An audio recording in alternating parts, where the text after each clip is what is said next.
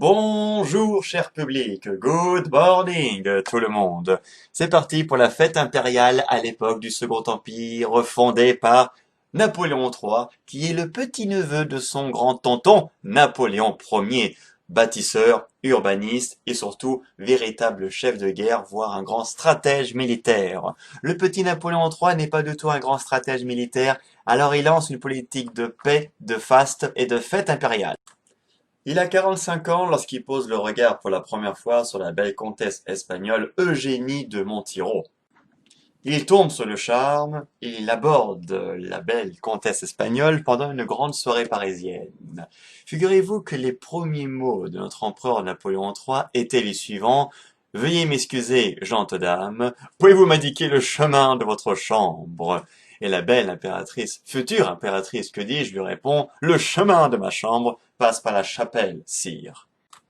Et la belle impératrice lance la mode des épaules dénudées, provoquant un vent de fraîcheur à travers la cour impériale, à travers toute la France. La mode, elle explose pour vous, mesdames. Les élégantes sont là, portant des robes somptueuses. À l'époque du Second Empire, mesdames, vous avez le choix entre 5 à 6 robes par jour. Une robe pour le matin, une robe pour l'après-midi, pour recevoir vos copines boire le thé, par exemple. Une robe pour le dîner, une robe pour l'opéra, mais la robe la plus importante, bien sûr, c'est la robe de bal. Oui, messieurs, je sais, ça fait un peu beaucoup pour le shopping. Respirez.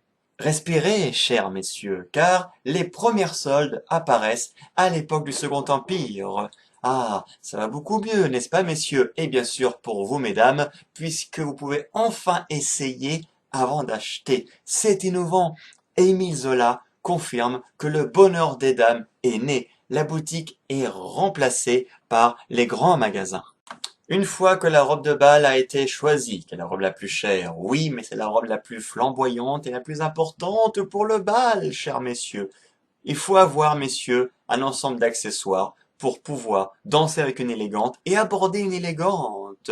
Et c'est un ensemble d'accessoires. J'espère que vous avez, messieurs, votre chapeau haut de forme. Vous l'avez? Non? Allons, foncez en acheter un. Votre canne d'élégant, votre pommeau d'élégant.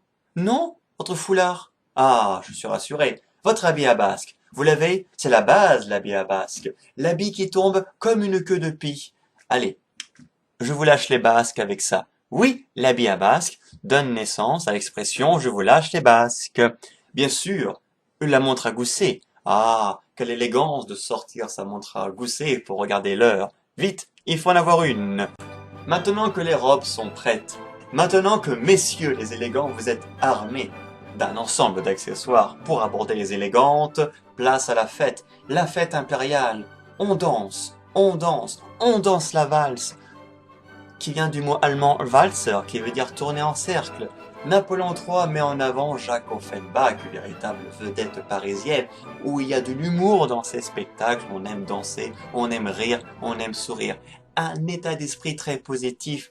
Les fêtes sont somptueuses, sont sublimes. Le peuple français est séduit par cette fête, par cette idée de fête.